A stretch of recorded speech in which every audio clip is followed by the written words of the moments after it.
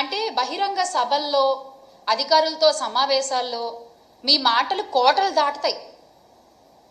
మహిళలకి ఏమన్నా అన్యాయం జరిగితే కడుపు రగిలిపోతుంది, కడుపు తరుక్కుపోతుంది.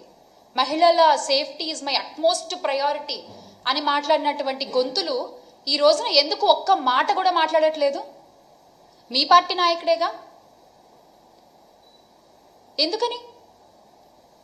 అంటే ఇవన్నీ మాటల వరకేనా? చేతల్లో ఇవేం కనపడవా?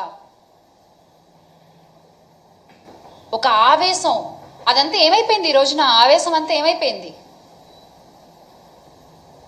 లేకపోతే ఏమన్నా డ్యూటీ దిగారా? చెప్పండి. జస్ట్ అంటే ఏమైనా గ్యాప్ తీసుకున్నారా? మళ్ళీ మీరు డ్యూటీ ఎక్కాక ఇవన్నీ చూస్తారా?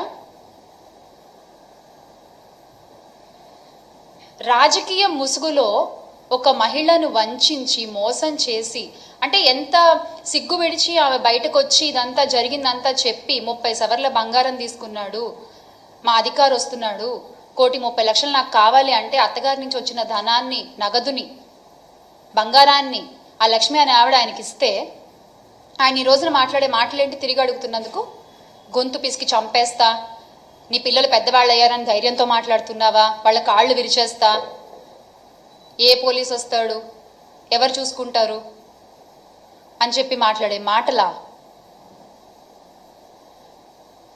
పార్టీ అధినాయకుడేమో మహిళల ప్రయారిటీ మాకు ముఖ్యం, మహిళల రక్షణ మాకు అట్మోస్ట్ ప్రయారిటీ అని మాట్లాడతాడు.